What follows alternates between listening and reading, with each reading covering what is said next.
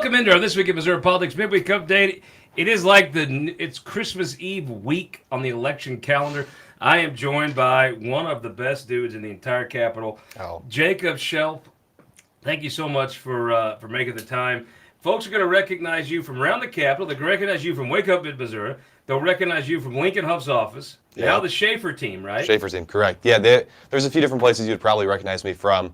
Hopefully all the recognition it's positive. I would hope so. Except for the Lincoln Huff office part, I bet most folks have found it to be positive. I would even say the Lincoln Huff part, but I can let you have that reasonable one. People could disagree.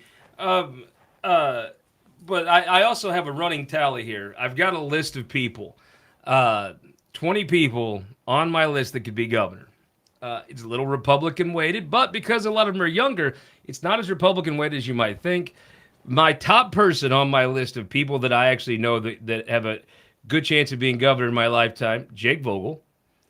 And I'm telling you, my man Jacob is on my list also. I have a little running list of the 20 folks that if they pursued it, they wanted, you don't just run for governor most of the time. It's a multi-decade commitment. Right. But I appreciate the time. You just went to Washington, right? I did. I just got back. Thank God you got out Thursday. alive. I was happy to. I actually flew on the same plane as Senator Schmidt, so nice. We both got out back. You didn't have to sit by him, did you? Because I No. think he would take up a lot of leg room. He would take up a lot of leg room, but we did not have to sit by him, thankfully. Nice. It's bizarre, the Palestinian folks. I don't understand the logic of, okay, we want this country to do what we want, so let's go burn their flag. I don't get it. Well, I mean, I don't understand it either, Scott. That's why I'm not protesting with them. If I wanted Syria to do something, I don't know what a Syrian flag actually looks like, but I probably wouldn't go start burning Syrian flags, right? You'd probably go to their embassy and have a conversation with them. Yeah. Well, maybe. I don't know what you would do, Scott. I don't know you well. Well, I mean, look, in the boot hill, we burn you out sometimes, but we don't burn your flag. We just burn your trailer. I mean, there's Christians here. Biggest news of the day. We're going to talk about these political races, but first, the biggest news of the day. So I guess it was 10 years ago, the reformers, and if you're listening to this in podcast form, I just Dr. Evil air quoted reformers. I think they do mean well. It's just none of them have ever spent a day in Jeff City. So they put these things on the ballot, and then they pass, and then it's just a calamity of stupid. And so in one of these iterations of these reformers, and it's never about actually reforming anything.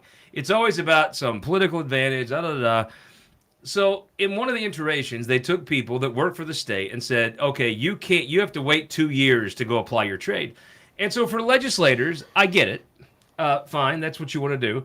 But for the staff, I thought it was particularly wrong. If you're a young person out of college, you go, if you went anywhere else in the world, insurance, real estate, spent 2 or 3, 4, 5, 10 years learning everything about it, you'd be well positioned to go apply your trade. There is one man that agreed with this to the point where he took it to court, financed his lawsuit. I'm going to introduce you to the legendary, the one, the only, the Indian outlaw himself, the victor, Rocky Miller. Thank you, Scott. But we gotta let Indian outlaw breathe. If you go to any bar in southern Missouri, you are likely to hear before I roll in if it has touch tunes. This song right here, I could pull up my touch tunes now. The number one top played tune would be Indian Outlaw in honor of one man. Now the whole Capitol, Rocky. I cannot believe you're not in Jeff's. You should walk down the hallways. You'd have palm leaves thrown down. Yeah, nope, I'm out. So they told me I couldn't, work doing what I wanted to do. The idea the entire time was that I was going to do my 8 years, and then I was going to be a government consultant, a lobbyist. That's what I was going to do because it was my plan. And then all of a sudden, right in the middle of it, they say, oh, by the way, you got to wait another year and a half. And, that's total BS. But what ended up happening is I had to start another company. I sold my company, engineering and environmental services company, and I started a heavy civil construction staking firm. And so I'm out here doing it today. I mean, I got some good guys that work for me and stuff. And so we're doing that today. But I do spend some time on the side of the road, Rocky. No one's going to miss you in that shirt. Mm-mm. You were going to stick it. I don't want to get run over. I'm old. I'm not as agile as I used to be. The reason you were smart enough to win this case, it's also the reason if you're working on the side of the road, you're smart to wear that shirt. Let me just read the portion, and I'm not going to lie. This is what I was sent by our guest. It quotes the ruling. And this is a U.S. Court of Appeals, right, in Kansas City? Yes. Yep. So their ruling was Missouri's 2-year lobbying ban is unconstitutional as applied to these 3 plaintiffs. Missouri had to show it had compelling anti-corruption interests. See McCutcheon, something. Lobbying ban is narrowly tailored to achieve that interest. It did neither. Look, I got to be honest with you. And this is what, you and I had this conversation 100 times in different settings, probably Casablanca and other places of such fine delicacy. My home office. Exactly. So to me, I think most folks have less sympathy for you, although I believe, look, if you run for office and you get elected, you serve those 2 years, you're the best you can. If you decide you want to be a lobbyist and then you want to run for Senate and the voters say, I don't like that, they don't have to vote for you. Or if they don't like your yellow shirt, then vote for it. It's their business. I would say if they don't vote for you, it's somewhat racist against Indians, but whatever. I mean, that's up to the determination. But a young person that gets out of school and goes to work in a legislative office, to me, to tell that young person that you can't go work in your field, they were shooting at you guys and they were hitting very innocent civilian staff folks. I'm so happy for John Levanchi. His name is now going to go down in history. Let me just tell you, Missouri, listen to me. If you have a trade association today, hire John. Yeah. And we'll see how next Tuesday comes out, but for sure, call John. If you run association and you want the hottest new lobbyist on the block, I have his number. Text me. It was just fundamentally wrong to handcuff those kids like that. Yeah, no, it was crazy. Cole Bradbury was our attorney. So it was John Levanchi, myself, and then Presidio Environmental Firm. And so, we all got together with Cole. Cole is the attorney that put it through, and he did a great job for us and stuff. I wish he could. Hold on. We got breaking news here. The staff is now threatening to strike if they don't start veto session with Indian Outlaw by Tim McGraw, and they don't override the vetoes of anything Rocky's hired to work on in the budget. Yes, that's just coming across the wires. That the staff will walk out if their demands are not met. I can confirm that's true. Yeah, Jake. So, Rocky, where do you think your bust in the Hall of Famous Missourians will set? I hope they. I don't like how they're running them down the sides. I think they should be all out in the middle of the rotunda. Yeah, I know some people have some ideas where my bus should be. I mean, but no, I do have. They don't let Jeffco people make decisions around here anymore. Well, I'm not gonna say nothing. But anyway, no, it's. I love being in the Capitol. I don't go up there as much anymore because I'm more of a sharpshooter. My clients don't require me to walk the halls and stuff. I mostly just watch out for stuff that's going on up there in Jeff City. And if something happens, I still got some great friends up there that can help me navigate and get my clients out of trouble. So I'm just I'm excited that now that the state employees can get out. Somebody has pointed out I may have made myself some new competition out there, but man, I'm very competitive.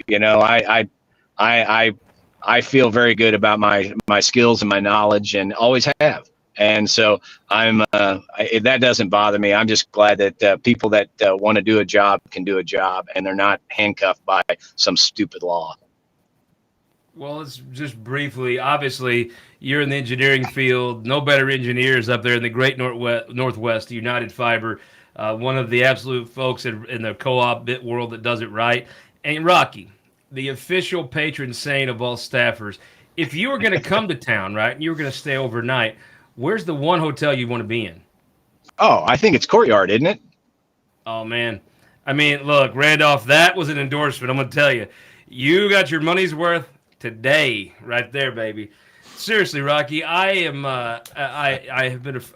a person I've considered an actual friend for a very long time. We lost him. And we lost him. Oh, no. I was about to suck up to him. But no, I mean, I actually very much respect what Rocky did. I think reasonable people could debate should a legislature have a cooling off period or not. I've always been a fan of leave people alone. Let people do what they want to do. And I've not seen serious legislation impacted by. Oh, I'm gonna be a lobbyist for them. Yeah. I'm just not. Maybe it happens. Oh, do we get the I Indian think he's outlaw back. He's back. Let me put him on. Oh, There he is. I tell Yeah, I you, know. the government will do anything to keep you Indians down. It's ridiculous. No, I'm out working north of St. Louis in the Columbia Bottoms. Beautiful open area, lots of wildlife. It's really nice out here. Little hot though. I was up there 2 days ago interviewing Carla May. Had a great time. Yeah, saw some of her signs. I think. Seriously. I think a person could make an argument either way on a legislator. I don't personally agree with it. I think the government should not tell you how you can make a living. However, okay, I understand the general concept of that. Let me just say though, what you did for the staff people of this state, and I'm not just admittedly I consider you a personal friend. So maybe I have the rose-colored glasses on, but I'll tell you this, I mean this.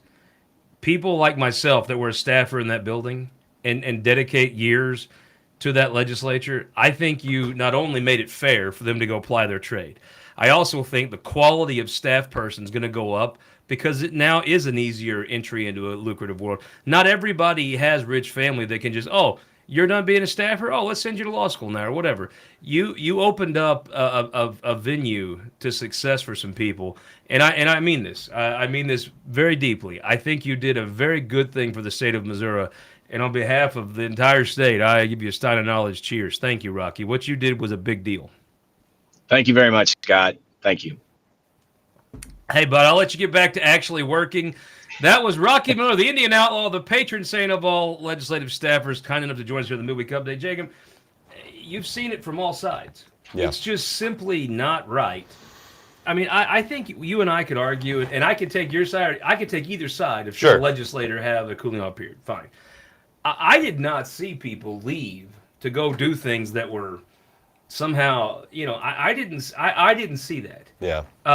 Now maybe it's more subtle. Rob Schaff has a book, Influence, that I learned a little bit from, but I didn't see a bunch of, oh, I'm gonna go be your lobbyist, so I'll vote for you. Maybe it happened. I didn't. I don't see it either. I've worked in the building for 2 years. I've never seen anything like that happen. That doesn't mean that it doesn't happen and it's somewhere really well hidden, but it would have to be incredibly hidden. And I think also it's that court case in particular, it really impacts individuals like myself who are on the staff side, who that's their professional field. If you're a legislator, you could be doing something completely different outside of that. You could be a doctor, engineer, whatever, but when you're a staffer, that's what you do.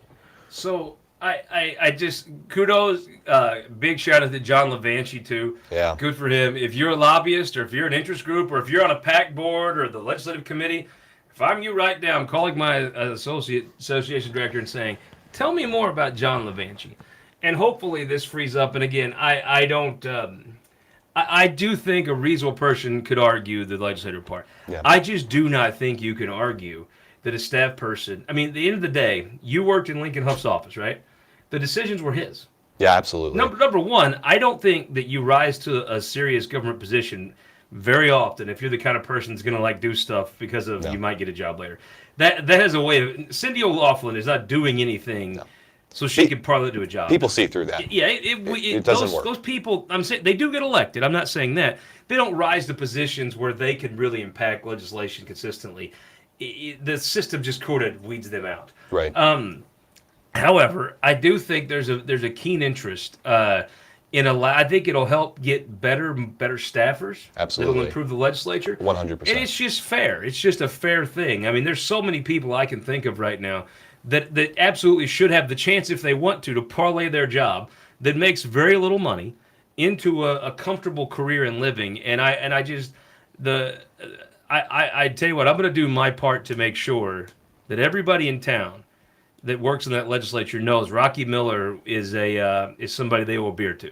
That guy should never buy another beer on high school. Of course, he doesn't drink anymore. So I guess I tell you, Rocky, unlimited drinks on me, alcoholic drinks going forward, because that's how generous I am. On behalf of the whole town, I'll buy your beers going forward.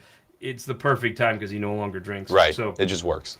let's do a little housekeeping, Kelton. We got coming up Thursday night, big show, KMOS.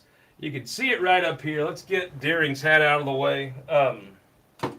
Election night in Missouri, but Thursday night, KMOS, 7 p.m. Ooh. We're going to have the Kansas City legend Mike Mahoney meets the St. Louis legend Joe Mannies, Emily Manley, Stephanie Bell. Stephanie said she doesn't like that picture. I don't get it. I mean, it's a great photo. It's a good picture. I think it's Stephanie, that is a promo picture that somebody put out. That is not like one you just took. That is something a professional took.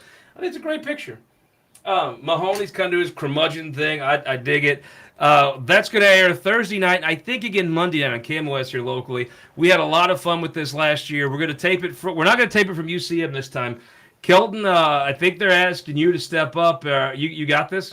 I'll step up to the task. Love it, love it. Little programming note. Today, 4:25. I'm going to be on Mark Reardon on 97.1 in St. Louis. It's been a long time since I've talked to my buddy Mark Reardon.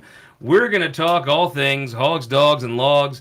It has been a while since I've made fun of Mark for being in St. Louis. One of the things I'm looking forward to most today is to get a chance to visit my old buddy. Then election night. Mark offered sometime Wednesday. I think I have an orthodontist board for my daughter that's fighting over this, but I think sometime Wednesday afternoon. You got to get Mark Alford on the show, though. I mean, orthodontist is important, but Mark Alford's. I mean, that's really important. Tell it to Millie's mouth. I mean, I don't know, but I think we'll have Alford on sometime Wednesday after these, and we'll do one of these Friday, and we're gonna do one of these Monday. That our let me just break down the schedule here. So I'm gonna do Reardon this afternoon. I'm gonna do Alex Bryant later in the week. I'm gonna do. We're gonna do a midweek update today. We're gonna talk about Jacob, kind of give a Monday, an 8 days out look down. So these statewides. Wednesday, we're gonna we'll have a midweek update with Mark sometime. Thursday, we will have this show on KMOS. Can you put that up, Kelton, on the website too and everything? Absolutely. You can watch this on their social medias. That you can actually watch it on real television, like an actual television you plug in the wall. Also this, then you can also, Kelton, if you want to, we'll do a midweek update Friday, Monday, and then on election night. So, John Combest is coming over. Ooh. You going to be in town? We'll see. Somewhere, yeah. We'll see. You've got a lot of irons in the fire. I'm all over the place. Kelton, we have an election night special that we're going to do. I've never done this before. I've always been frustrated on these primary nights, right? Like for the... For a national election in November, they cut out and they go live, right? Yeah. And it's cool, but it's national. Yeah. So there's really nothing that covers the state. Like if you and it's their prerogative, but Kansas City people might tell you who wins Patty Lewis and Pat Contreras. They might tell you who wins Richie and Gregory, but they're not going to tell you if David Gregory won because it's a different audience. And then you have Springfield. So what we're going to do is on primary election night, John Combest is coming over. We've got a good run of guests. Kelton is going to be probably the most ambitious thing we've ever took on. And if this screws up, I'm totally blaming you. I think that's fair enough. Well, it's not fair at all. It's actually petty. And I actually think that's quite fair. To be fair, it's quite fair. Well, we all know it's what I'm going to do. So I think I'm kind of excited about this, guys. I really am. At 8 o'clock, you can tune in. John and I will be here. We're going to bring in some guests from the different campaigns while they're looking at numbers. Kelton and his team are going to be updating the stats all night. I think it's going to be a very fun war room. I just want all the campaigns to know. Number one, if you want to pick it up, we'd be honored to have it playing at your election night party. We will be talking state house, state senate, statewide races. That's it. We're going to try to bring you some of the winners. We're going to try to bring you some of the consultants and the folks on the ground live with Zoom, and we're going to be updating all night long. My goal is to stay until the last state senate race is called. My gut tells me that the Kansas City one's always slower than Eastern Jackson, but I tend to think if I had to guess, the 7th is the last one that comes in. But I don't know that off the top of my head. We'll be calling these primaries all the way through.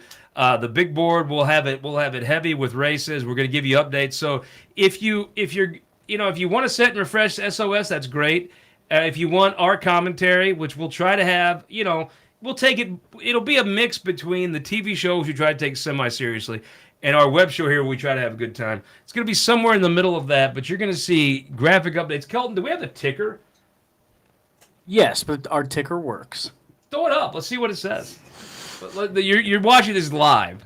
This is the total test. Like, Let's hope it works. What do you want it to say? Put Kehoe, Ashcroft, and Eigel 0%. This sounds like a great show I'm that's coming working on out. it. Yeah, I think it's going to be kind of cool. And we can have the governor stuff going along the bottom. We can update them. I think it's going to be neat. I think you'll like it. And if not, you can text me live. So every campaign that wants the details, text me 573-429-5770. We'd be honored to have you playing us playing at your election night party. I promise you, we will be just Missouri stuff. We will be going to the different campaigns. We'll be trying to bring you some of the winners. Maybe if it's tight, I've called these races now since 20. You have your ticker. Oh, looky there. Hey, That's fancy. look at us. That's nice. So what we'll probably have is your statewides kind of growing across the bottom, being updated in real time. Kelton, way to go, man.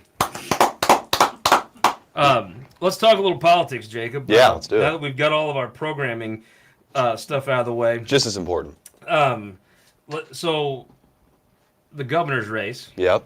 I mean, It's a biggie this year. I'll give you my take on all these races.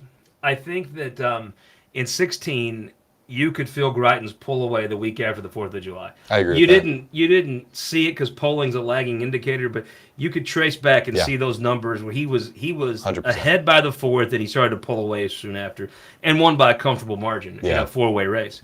In 2 summers ago, Schmidt, you could tell well by 2.5, 3 weeks out. By July 4th, he had moved into a solid second place, and he was taken off. I think the reason you don't have that in this governor's race, which is the only 2 races I can really compare to that, are those 2 big, huge primaries, tens of millions spent. To me, the only thing the reason I could say that there's still this undecided is you had huge events. You know, Missourians, the summer is a very rough time to have a primary, in my opinion. And number 2, I've never liked having the governor's race the same year as the presidential. I think governor's important, should be on its own. But you have those, but people usually take those weeks. What's up, Rocky? And they take those weeks and they make their decisions, and then you see them reflected after the 4th. Right. Well, if you think about it, man, you had a president basically come into a vegetable on a debate. The Nobody debate ever stage. seen that. Yeah. Historic. The former president gets shot in the ear. Yeah. Historic.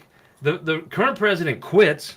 And then a lady that not many people know a lot about become the Democrat nominee. It's overshadowed state politics significantly so. I mean, I feel like in 2016, you're absolutely right. Greitens pulled away, and you knew who was going to win when it came time. And I think with this gubernatorial race, it's a lot closer. You're going to be looking at the fine margins when it comes to the 6th. And I mean, I think we all have our suspicions of who's going to win, and I think a lot of them are different still. No. You're not getting no. You know you were coming in Thunderdome. You're going to give me predictions. Now, come on. You want my prediction? Hell yeah. Well, let's start with the governor. So I'll give you my governor prediction. But because it's you, I want to know why. Because I think your why is going to be much better than most people's why. So I would say Kehoe. And my why is actually, I'll even give you a little story. So I was driving down Route B yesterday, going out of St. Elizabeth, and every single sign that I saw was a Kehoe sign. No other signs. Every single farm had a Kehoe sign. And I think we live in a bubble in Jefferson City. I bet you agree with that too. That we really have this thought of hey, that's what the F-150 tour is. Right, the F-150 tour is great. We love the F-150 tour. But when I was driving down Route B, I was like, there's a lot of Kehoe support, and it's because he's endorsed by so many of these unionized groups, non-unionized groups, Farm Bureau, corn growers, all these different groups that have a lot of following, and I think they are going to come out and vote. So that's my 2 cents. I think Kehoe's going to walk away with it. I think it'll be close. My question more of is who's going to be in second place. So I got the Missouri Scout poll I've seen.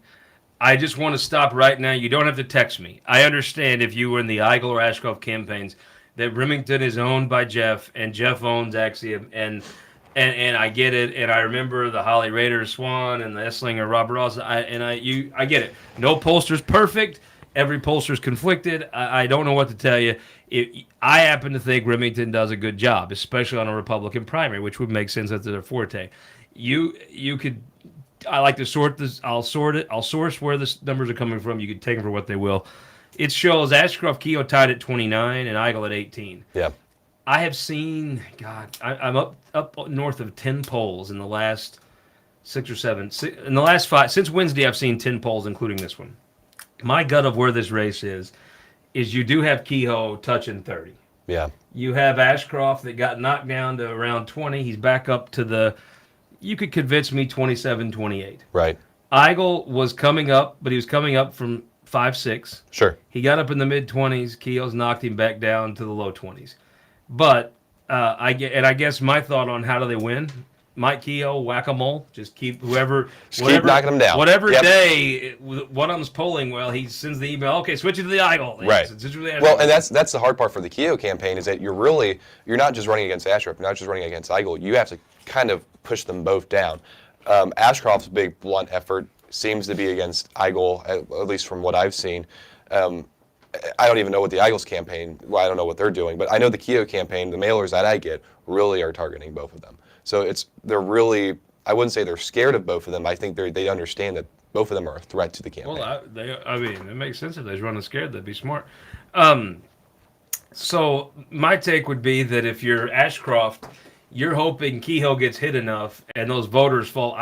If I'm Ashcroft, now I did see he's getting some resources. That's different. The 340B ads that are hitting. Yeah. In my view, if you're Ashcroft, there's not a lot you can do to maneuver this race around right now. Probably not a lot for any of them. Kehoe has the most money, so he has the most levers to pull. Right. I just think Jay's kind of sitting back saying, let me catch the votes coming off. When Kehoe hits Eigel, Yeah. the votes don't come to Kehoe. No, those Eigel votes are not going to Kehoe. They come over to Ashcroft. Yeah. And then I think when Kehoe hits Ashcroft, Those votes are going to Eigel. but the one thing, the difference between Jay and Mike is Jay was hit in a big way, hard. He saw his support erode. Now it's coming back up. There's a toughness and a sternness of that voter you have. Yeah. Bill's voters, he has been hit. He has been knocked down. He's now coming back up. I don't think you can knock him down twice. I think the voters, if they're still with you after a round of attacks, they're probably pretty solid. I would agree. I think the support base for Eigel, it's maybe a little bit smaller than something like Kehoe's, but it's a really fervent base. Like them dudes are voting. They are 100% voting, right? So I think that is definitely something that's going for Eigel. I would say that Eigel's ceiling is really high, but I just don't think he can get to that ceiling. Oh, if Eigel had more money, his message. And here's the thing, Missouri, listen to me. If you do not put your name on your Twitter account, or if you put your name on it, but you are not based out of Missouri, I don't read it. I don't care. So I understand many people that don't sign their name to their tweets love Bill Eigel and hate Mike Kehoe, and I get it. That's your prerogative, and God bless you, and I ain't here to talk you out of it. But tweeting at me might be the greatest single waste of time in the Western Hemisphere. I actually do enjoy tweets from. I always hate those people. It's like in high school. People, I was so tired last night. I was like, what did you do last night? They make it act like they're partying because they're cool. They weren't partying. They were just sitting at their house like the rest of us. They're just tired because they think that's a cool thing to be. I don't hate Twitter. It's cool to hate Twitter. I don't hate Twitter. I enjoy Twitter. But if you don't put your name on the tweet, or you do put your name, it's not from Missouri, I don't care. So here's my thing. I think Eigel, the things he needs to go right are a little longer than the other two. Yeah. But Eigel can actually impact that. Eigel can look at camera and deliver a message, and that the translator ad was just outstanding. I think that's exactly what people want to hear. Whether it's right or not, it's a whole different conversation. Sure. But effective. I think it's a very effective ad. I think it really hit his base. I mean, it was a really good ad in that regard. But I don't know any Republican voters. I know some that rolled their eyes, or some that don't like Bill Eigel. I don't know any Republican voter that was honest, like, oh my God, that was so terrible. That's fair. I know a lot of Democrat voters. I know a lot of people that could probably vote in either primary. Right. I don't know any people who've been casting Republican ballots in primaries the last 4 times that were honestly offended by that. Maybe they should have been, but were they? No. I mean, you're going to get your pro clutchers. Right. That's a minuscule, de minimis, I guess would be the number. So to me, if I'm Kehoe, I'm just whacking them moles. I'm on that bus all day long whacking them moles. If I'm Ashcroft, man, I think there's a certain freedom knowing that it's kind of baked in. Like what's going to happen to me is kind of up to the gods. I would say with Ashcroft, though, is that just because of his last name, the undecideds could be going more towards him if they don't I know agree. any of the other candidates. And so I think my goal would just be trying to keep people out to vote. I also don't think Jay could probably do much about getting him out or not. That's fair. I Other than just just think if you're still there's two ways to argue that. If you're still undecided, why didn't you vote for the former governor's kid to start with? But if you're still undecided, why don't you vote for that name? So I think you could argue it both ways. If Jay Ashcroft hasn't closed the deal yet, can he? that's fair. But he does have resources coming in now that he's not had before. And then Bill Eigel just has to have his message heard enough. Yeah, And I think just don't know if he can. Right now, you turn that radio on, you're like, ugh. Even doing radio shows, like they'll have me on before the break, it's just one after the other. Yeah, You can't buy Springfield TV. You can't buy the Cardinals right now. You can't buy the news in St. Louis. Which brings me to the next race down the list. You're a Lincoln Huff guy, I assume. That's mine. I did see in this poll, look, Holly Rader is talented. She has done less to get that 13% in this campaign, but I think she started off at a higher perch because of the notoriety she had in the party before the campaign started. Sure. Wassinger is paying through the nose, no doubt about it. Yeah. He is writing the check, and Lincoln has raised a lot of money, but here's the difference in this race. Their opinions on stuff are going to be roughly the same. My assumption is Wassinger being a trial lawyer is be more sympathetic to trial lawyers than Lincoln Huff, a cattle farmers, probably doesn't like the people chasing ambulances. Wassinger is able to put the money in himself, so he's buying at a candidate rate, which is a fourth to a fifth of what it costs to buy at a pack rate. In that pack rate, it's tougher, and Huff, I think, has a better commercial. I tell you, the Wassinger ad, it was the Adios Amigos is a great line. I don't know that he stuck the line though. Yeah. Right? I've seen these guys when they're getting their photo shoot, their commercial shoots. I wonder, to me, if I'm Wassinger, if I took that take 10 times and that was the best one, then fine. We've all been there. I've tried to nail lines and couldn't. It's totally what happens.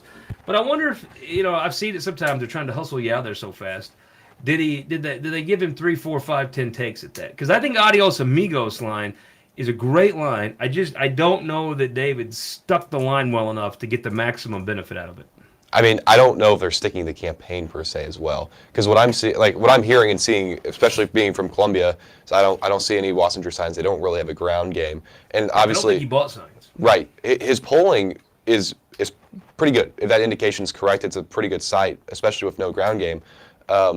I haven't really thought about him sticking a line in that ad, though you probably are correct because you always are, Scott. That's a compliment. Well, I appreciate it. I know David Wassinger. I think he could do better, is all I'm saying. I think if he had more takes, that ad's a good ad. It goes to a great ad because that's a cool line. I just don't think he stuck it. Yeah. You know what I mean? And with Lincoln, the border stuff, he looks at like he's pissed at the border. I think he's done the guy's travel legitimately. He was in Sheridan, Missouri with us last Wednesday. The guy's literally doing it all. It'll just be interesting to see if you can beat that St. Louis money. It will be interesting. I'm looking forward to it. I get excited by elections. I get nervous. All these different emotions running through my mind. But I definitely feel confident about that race going to Senator Huff. We'll see. Andrew Bailey supporters, please listen to me. I'm about to talk about this poll in regards to your race. And I understand that Axiom is making a lot of money off Will and also owns Remington. Now, you, the viewer, can decide how you weight that in and out. You don't have to text me. You don't have to tweet me. I understand who's on whose camp here. This is a Remington poll. I've seen them do very good work, especially in Republican primaries. They have outliers that maybe weren't so great either. And also keep in mind with a pollster. A poll is trying to be an accurate snapshot of those 2 or 3 days. Events change. Millions of dollars are spent. Moves numbers. So just because election night doesn't look like this poll, one, there's no undecided on the ballot. So it's going to change. Yep. But just know this is a poll, is a snapshot of a thing. Scharf 31, Bailey 36. I had not seen a Scharf under 15 yet. However, Will Scharf has spent millions of dollars to build that up. Yeah. He raised $4 million in a day. It was the single greatest fundraising day, I think, in Missouri history. It was amazing. Now again, he's buying at a pack rate. Now, I guess you could make your reservations, but most TV stations anymore, you have to at least pay your vendor before they'll air the spots, or even reserve it for the airing for sure. They are not airing a politician's spot without the money in hand and the check clearing. However, what they will do sometimes is let you reserve it without paying. So I don't know if Sharp, and my assumption is Sharp had so much money he could have reserved great time for his spots. Yeah. But what do you, if you've already reserved that time and dedicated that money, what do you do with the other $4 million? If I know Axiom, I would say you're probably about to get a bunch of texts and a mailbox full of flyers, probably saying Andrew Bailey sucks. I will say this: they need that money to win. He has spent a lot of money. Andrew Bailey, I guess it comes down to this: Will Sharp's a good dude. Will Sharp's a brilliant dude. Will Sharp make a great attorney general for New York. And let's be honest, he would probably do fine here, if you want the truth. I mean, you're going to see a very nationally focused office, which you saw under Hawley, and people promoted him, which you saw under Schmidt for the last year, and he promoted him, which you're seeing under Bailey. So it's not going to be that. I mean, yes, right now your attorney general is pretty interested in national stuff. Yeah. And Republican voters have seen me, and the people of this state have elected people that had a national focus to higher offices. Yeah. So we've enjoyed that. I mean, we like being able to I say think we're at the sucks, front of the but stage. Yes, I think we should build a wall in the Mississippi and shoot everyone that tries to cross the river. But and if you get out, you stay out. If you want to go to the East Coast and work, bye. You're now a Marylander. So anyhow, it's a 5-point lead. If I'm Shar, if I'm digging this, a third of the vote undecided.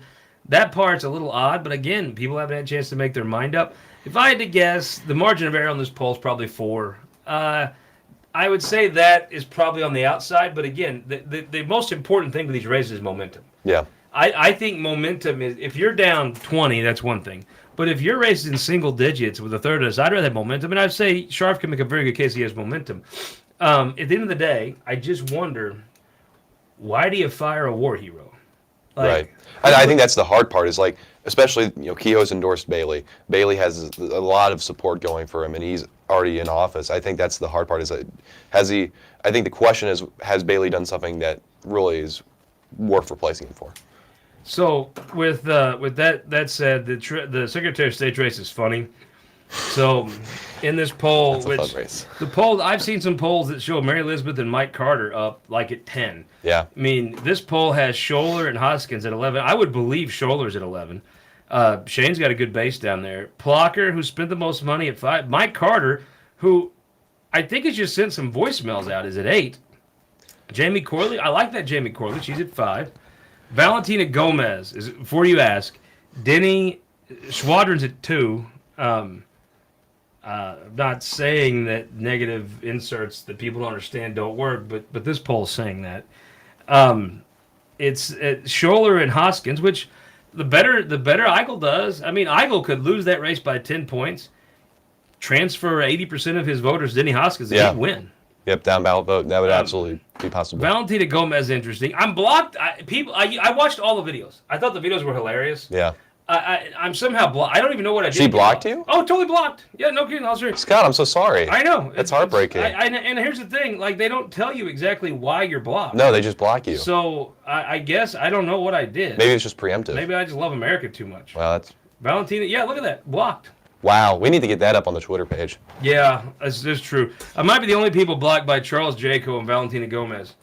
And not have a clue why I'm blocked on either one. Vervis Jones blocked me once, and it kind of hurt my feelings because I like Vervis a lot.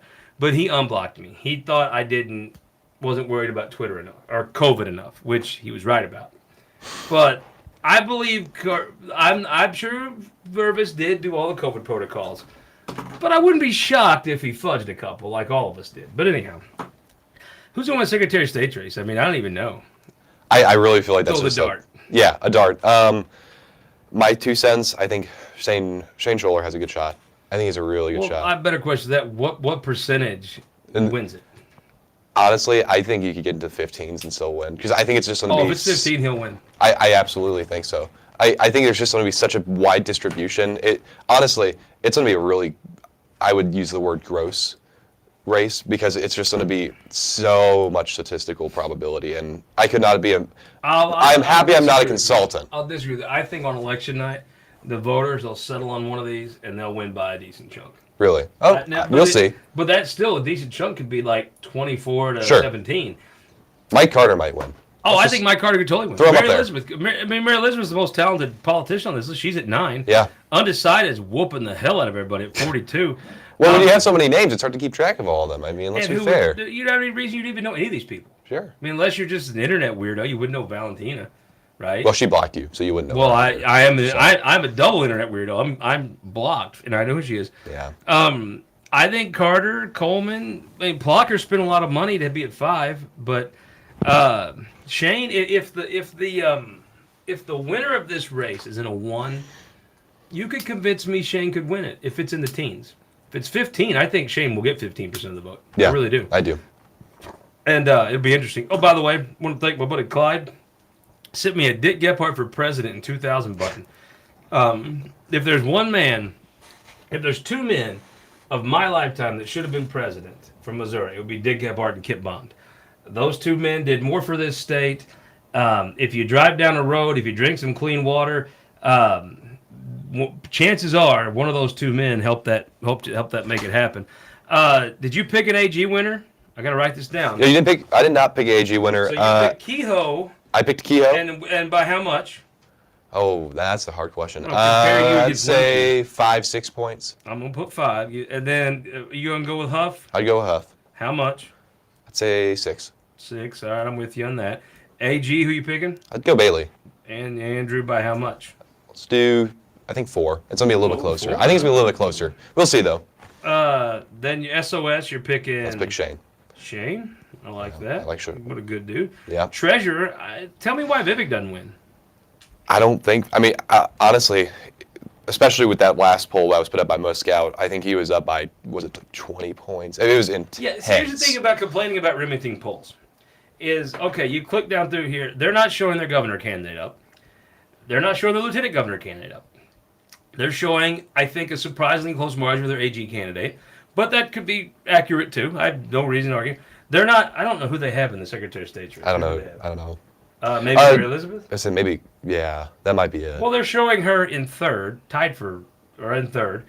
And then in this treasurer's race, they're with Cody Smith. And they actually are, that team is working the Cody Smith race really hard because I'm getting a lot of stuff from them.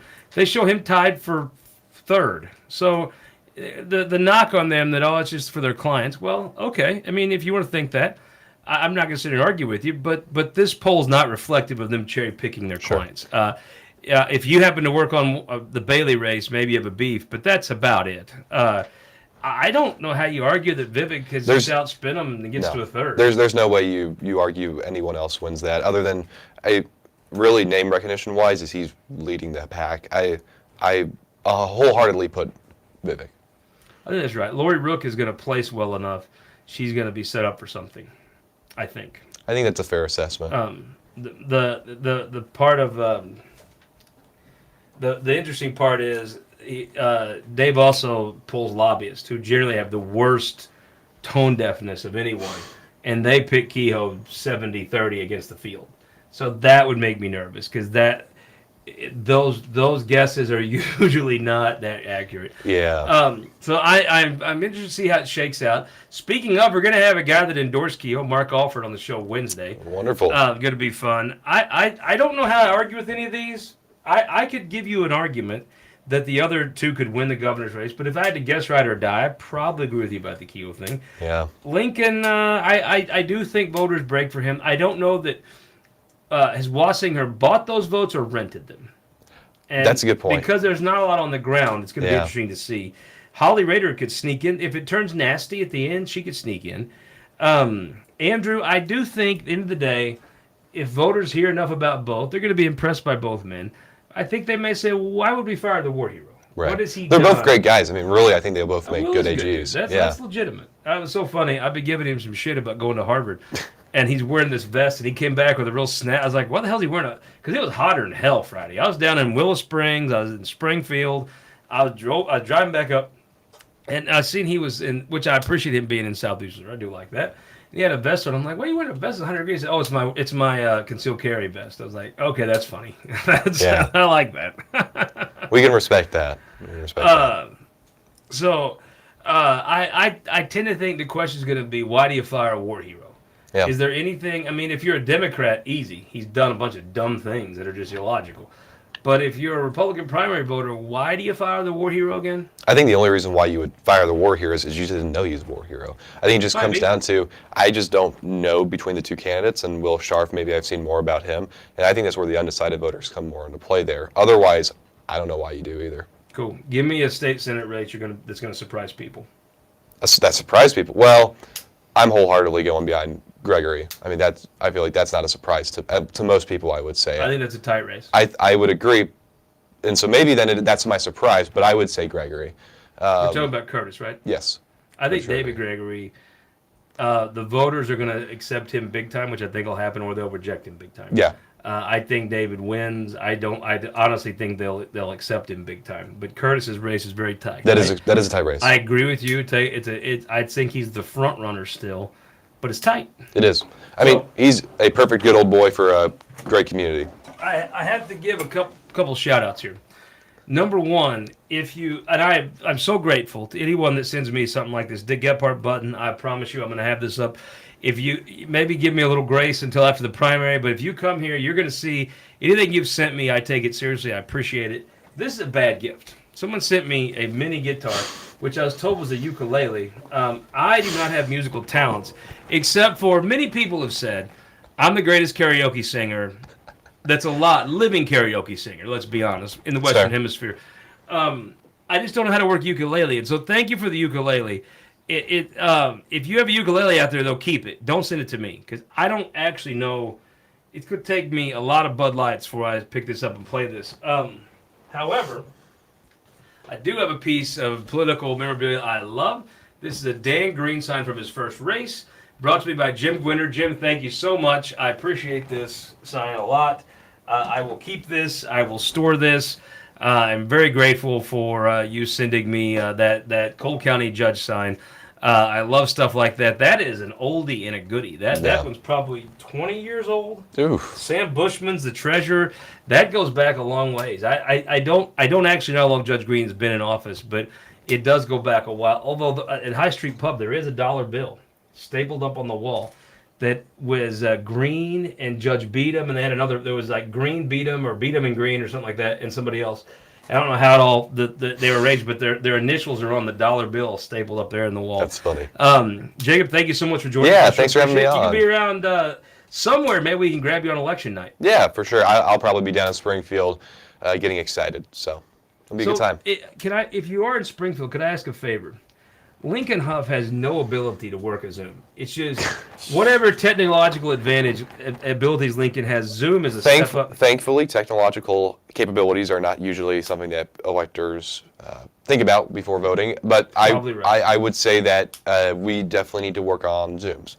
If somehow can we call you to get Lincoln? Absolutely. Okay, that's what, because I mean, look, the guy. Apparently, raising cattle and working a Zoom are very, very different skill sets. It's a little bit different. There's a little bit of a struggle. For the Huff household, I hope they're very different skill sets. Then there'll be some skinny boys he's got because he just cannot do it Zoom. You just can't do it. I mean, you just hope woeful at a Zoom. We're working on that. I mean, honestly, it'd be easier to get about 100 miles of string and 2 tin cans. Would be a more effective communication method than trying to get Lincoln on a Zoom. It just honestly, we have people, very old people that you would never think, no problem. Rocky Miller, he's a damn Indian with a gray beard and a yellow shirt. No problem. Lincoln, you're hopeless to get him on Zoom. He's too busy governing. There you go. There's your reason. He don't miss a trick. Jacob, thank you for the time. I sure appreciate it. Yeah, I will see you guys on the radio at 97.1 today at 4:25. I will see you on the F-150 campaign tour, Cass County. May even slip up through Jackson County tomorrow. We're coming to your city, baby. Wednesday, Mark Alford, midweek update. Probably looking at the afternoon. Thursday, KMOS election special. Joe Mannies, Mike Mahoney, Emily Manley, Stephanie Bell, and myself will be there breaking down everything. Hour-long Wednesday, Thursday night at 7. I'll be watching it online with y'all folks, so I'm going to live tweet some of it. Friday, we're going to do a midweek update early, Kelton, because he wants to get out of here, right? Absolutely. So we're going to do a midweek update, let's say 10-ish Friday. Oh, I can make that work. And then we're going to we're going to do a little F-150 tour Friday, Saturday. Stick in with us. Sunday, this week in Missouri Politics. Monday, we'll be back here, midweek update. We got to do it early, Kelton, so we can rehearse our show, right? We can do it bright and early. Let's do like a noon Monday, and then we'll do noon Tuesday from the studio. Is that good? Works for me. And then Tuesday night, keep in mind, it's something that's going to be really fun. If you're a campaign, please send us a picture of having the show up in the room. That'd mean a lot to us. We're going to do a good enough job where it's going to fit right in, except what you lack and maybe some of the graphics you're going to pick up, and it's just about Missouri races. So be very honored to have anybody that wants to take our feed. Call us. Text me, 429-5770. And Scott, it increases your probability of winning, too, if you have the show up. Boom. And he's actually smart. Makes you lucky. Makes you lucky. Yeah, like that. Most of that budget stuff, the I-70 was actually him. If you want the truth. That may not be true. Well, but you and Pat. Really just Pat, but. So Tuesday night, election night in Missouri. We're going to bring it to you. John Combest, myself, folks like Jacob, buddies of ours at different campaigns. And one day this week, I think we'll have Kurt Friday. We have Kurt Schaefer on. You get your Schaefer shirt on. I got my safe. How'd you right come there. down on the Schaefer train? It's a long story. We don't have time for a long story. Not anymore. I'll talk to you this afternoon on the radio in St. Louis, and I'll see you Wednesday back here.